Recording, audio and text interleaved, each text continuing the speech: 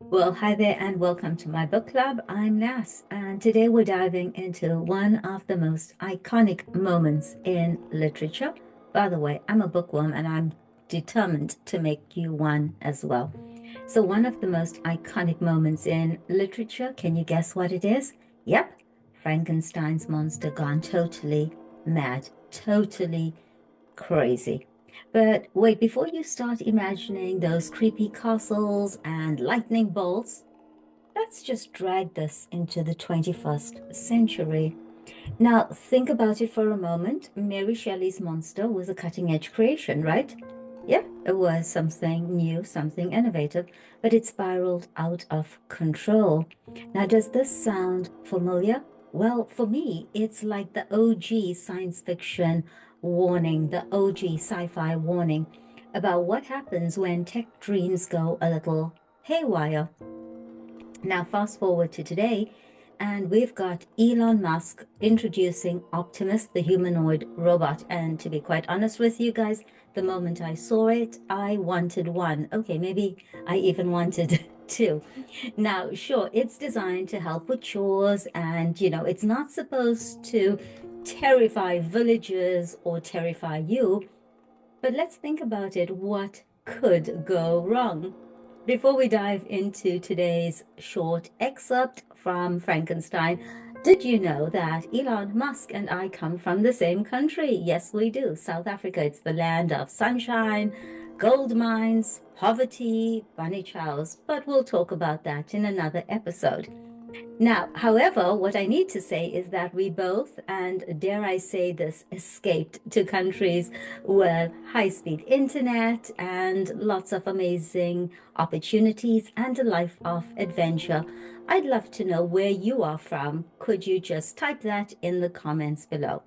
If you're ready, buckle up as we take a closer look at the Frankenstein monster's meltdown, and we're going to draw some parallels to modern day AI and also remind ourselves why just because we can doesn't always mean we should. So if you're ready to dive into Frankenstein's monster and also maybe explore the connection between 19th century horror and what's happening now in the 21st century. Stick around until the end. And if you are new to my channel, could you do something that's absolutely free, doesn't cost you a cent, like and subscribe. And if you really, really enjoy this episode, why not share it with a friend? Okay, if you're ready, let's dive in. The creature, towering over his creator, fixed Victor with a penetrating gaze. His voice, though deep and unnatural, carried a haunting eloquence. So, the creature, the monster, is talking to his creator, to Victor. He's standing over him, he's towering over him. His gaze is penetrating, he's staring at him. And his voice, it's deep, it's unnatural, but he speaks really well. He's able to express his thoughts. He speaks with a haunting eloquence. It's haunting. It makes you feel something. All right. What does he say? Be calm. Be calm. I entreat you. I entreat you. I beg you. I ask you. I plead with you. I entreat you to hear me before you give vent to your hatred on my devoted head. Before you give vent to your hatred, before you hate me, before you become angry, my devoted head, I'm devoted to you. I am your servant. I will do anything for you. Don't hate me. Listen to me first, please. Hear me. Listen to me.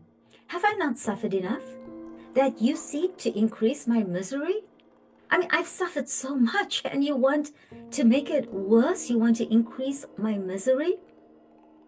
Life, although it may only be an accumulation of anguish, is dear to me, and I will defend it. So my life is not happy. My life is anguish, it's pain, but it's mine. It's mine. It's dear to me. I love it. I want life. I will defend my right to live. Remember, thou hast made me more powerful than thyself. You, Victor, you have made me more powerful than you are. My height is superior to thine. My joints are more supple. But I will not be tempted to set myself in opposition to thee. So the monster is talking to Victor and he's saying, you made me more powerful than you are. You did it. You made me taller. You made me stronger. I know my power. You made me powerful. But I will not challenge you. I will not take you on. I will not fight you. I will not set myself in opposition to thee. I am thy creature. I am yours. I belong to you. And I will be even mild and docile to my natural Lord and King, if thou wilt also perform thy part, the which thou owest me. So I'm your creature, you created me. I will be mild, I will be docile, I will not attack, I will be calm, I will be non-confrontational to my natural Lord, you. But you must also perform your part. You owe it to me. You owe it to me. O Frankenstein, be not equitable to every other, and trample upon me alone, to whom thy justice and even thy clemency and affection is most due. Okay, so don't be kind to every other person, but trample on me, destroy me. You owe me. You owe me. It's due to me. Justice, clemency, forgiveness, affection. You owe me. You owe me. Why do you care about everyone else? Remember that I am thy creature. I'm yours. You created me. I ought to be thy Adam. Like God created Adam, you created me. But I am rather the fallen angel. Thou whom thou drivest from joy for no misdeed. You want to punish me? Why? Everywhere I see bliss, everywhere I see happiness, from which I alone am irrevocably excluded. I'm the only one who is not happy. Everywhere I see happiness, I see people who are happy, but I am not. I'm excluded. I was benevolent, I was kind and good. Misery made me a fiend. Misery made me evil. Make me happy, and I shall again be virtuous. So the monster is talking to Victor Frankenstein, his creator, and saying, all around me I see happiness, and I'm excluded from this happiness. I used to be kind, I used to be good. Misery made me nasty, misery made me ugly. And all he's asking is, make me happy. Just make me happy. And I'll be good again. I'll be virtuous again. This is heartbreaking. It is so sad. Victor's heart trembled at the passionate intensity of his creation's words. Yet he recoiled, driven by fear and revulsion. So that was his reaction. And he speaks to the monster and he says, be gone, be gone. I will not hear you.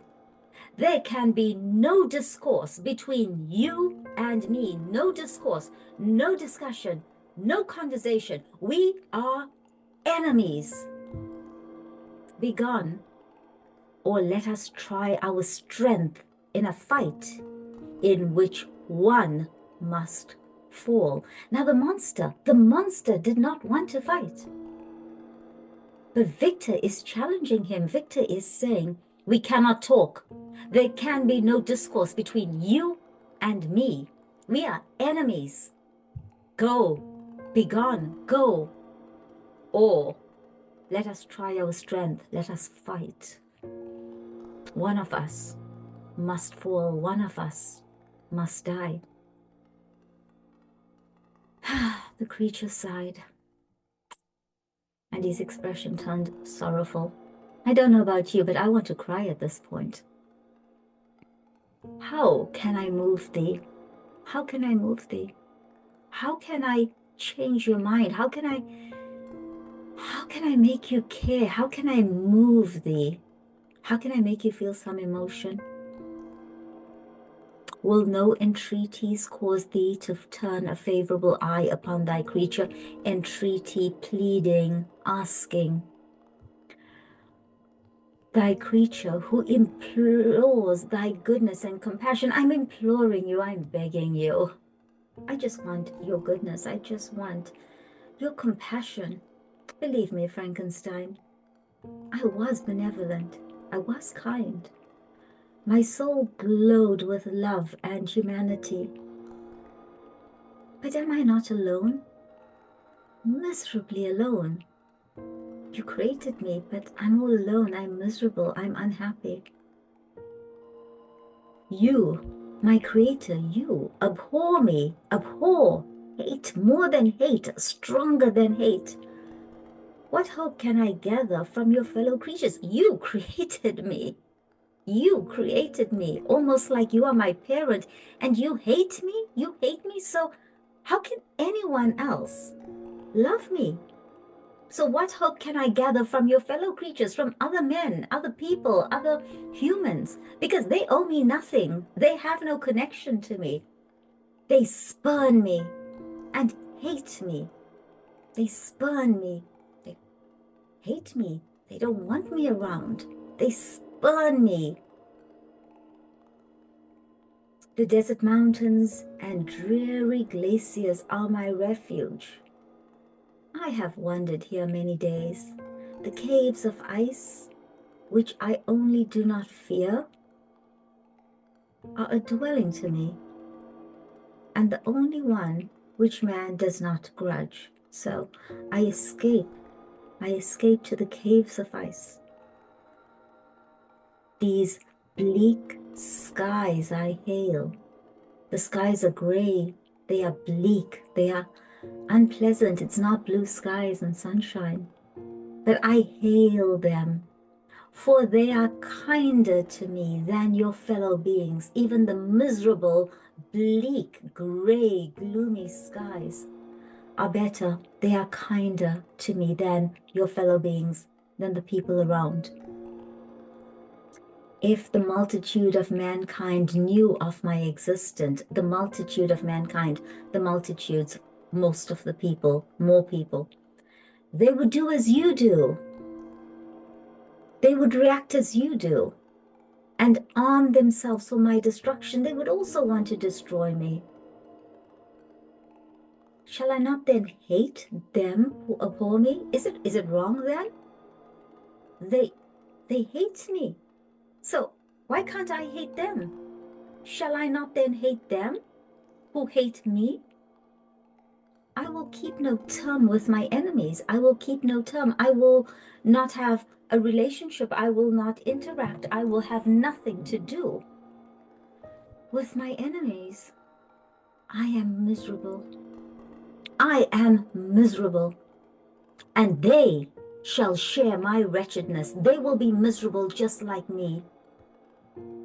Yet it is in your power to recompense me and deliver them from an evil which it only remains for you to make so great that not only you and your family, but thousands of others shall be swallowed up in the whirlwinds of its rage.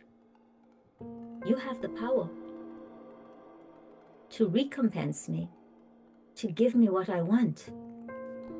Then you will save them, you will deliver them from evil. You can save them. everyone will be caught up, will be swallowed up in this rage. Let your compassion be moved. Be compassionate. Do not disdain me. Don't cast me aside. Don't treat me badly. Listen to my tale. Listen to my story. When you have heard that, abandon or commiserate me, as you shall judge that I deserve. Okay, but hear me.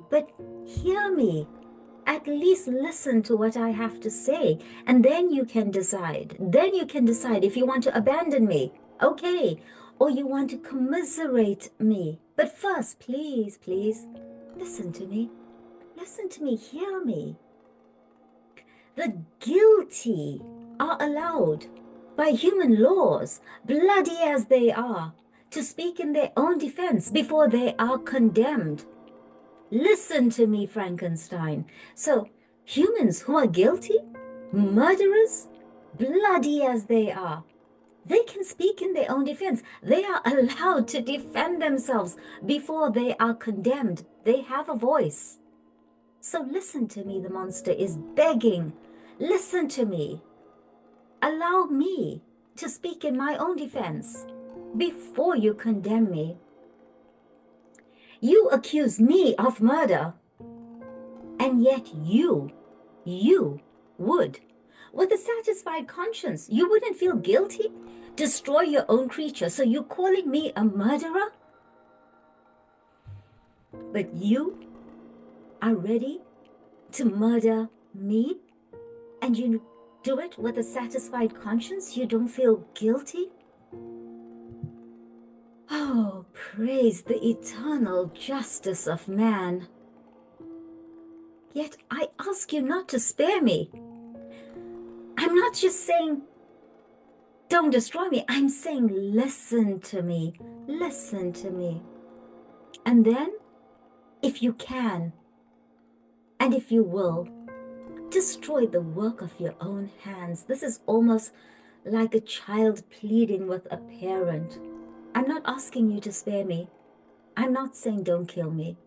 But first, listen to me. Listen to me. And then, if you can really destroy your own creation, and if you will, okay, then destroy the work of your own hands. Destroy what you created.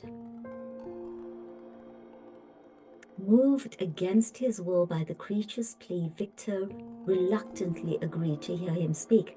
So, Victor didn't want to hear him, didn't want to listen. His will was to not listen, but he was moved against his will. He was convinced. By what? By the monster's plea. So Victor reluctantly agreed to listen to what he had to say. And the creature settled himself on the ground, gazing into the distance as he began his sorrowful story. It is with considerable difficulty that I remember the original era of my being. It's like once upon a time. All the events of that period appear confused and indistinct. I can't remember it clearly. I can't remember the beginning clearly.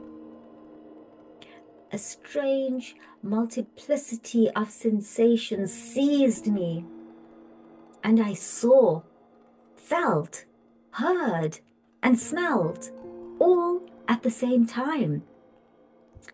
And it was indeed a long time before I learned to distinguish between the operations of my various senses. This was all unnatural to me. By degrees, slowly, bit by bit, I remember a stronger light pressed upon my nerves, so that I was obliged to shut my eyes. Darkness then came over me and troubled me. But hardly had I felt this when, by opening my eyes, as I now suppose, the light poured in upon me again. I walked, and I believe descended, but I presently found a great alteration in my sensations. Before, dark and opaque bodies had surrounded me, impervious to my touch or sound or sight. But I now found that I could wander on at liberty. I could wander freely with no obstacles, which I could not either surmount or avoid. So there were no obstacles, nothing that I could not surmount, nothing that I could not avoid. But the light became more and more oppressive to me, and the heat wearing me as I walked. I was not created for this. I sought a place where I could receive shade, where I could hide. This was the forest near Ingolstadt, and here I lay by the side of a brook. A brook is a small stream, like a tiny river, much smaller than a river, a stream, a brook. Resting from my fatigue, resting from my tiredness, my exhaustion, until I felt tormented by hunger and thirst.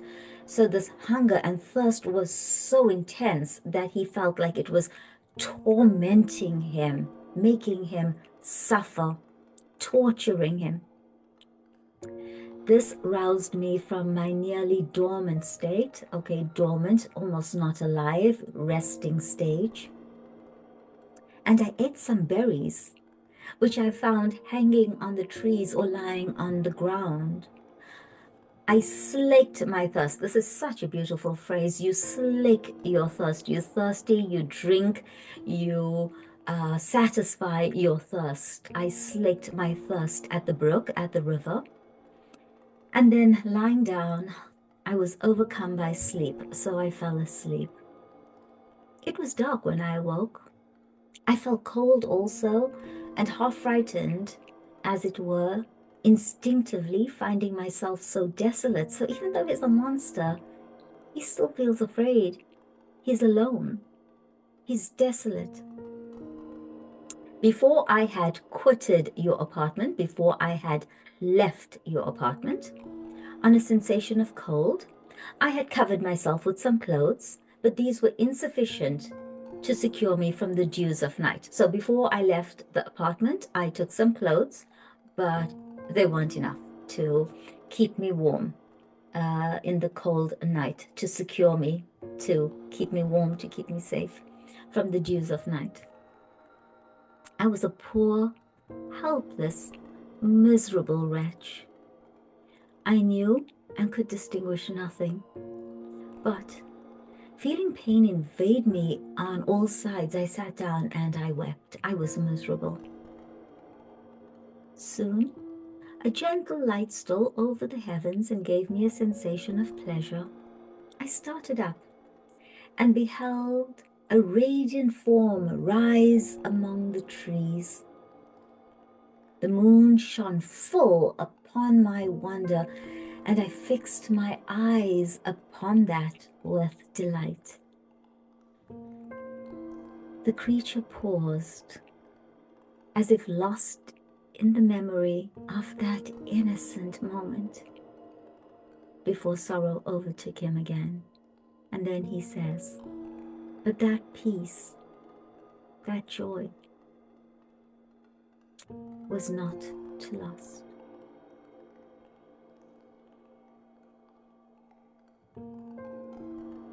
Now, what's so important about this scene from Frankenstein's monster? Well, the creature confronts Victor.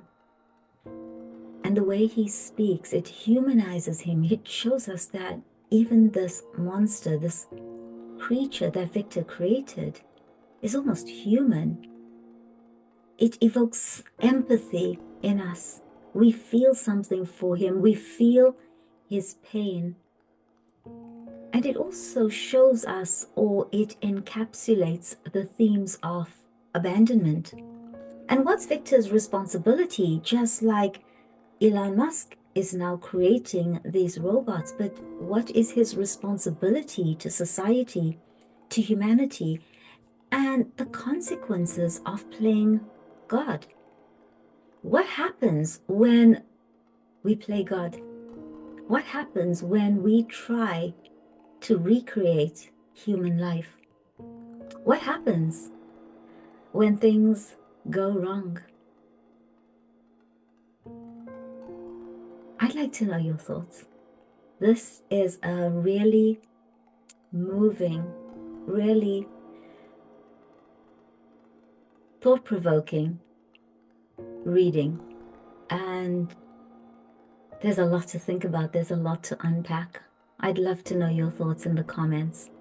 Also, would you like me to do another reading from Frankenstein's Monster?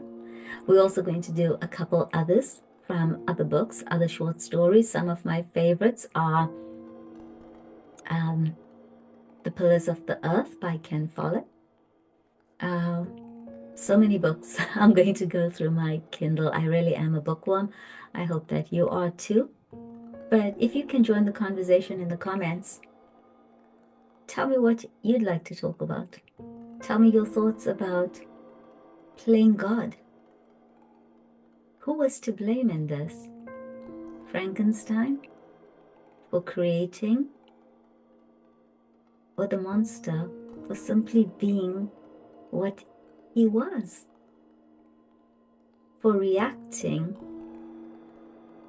to a world where he was an outcast, an outsider, he was miserable, he was lonely. What a beautiful story. So that's it from me. I'm Nas. I'm a bookworm, and I really do hope that you enjoyed this episode in my book club. Thanks for joining me. Ciao.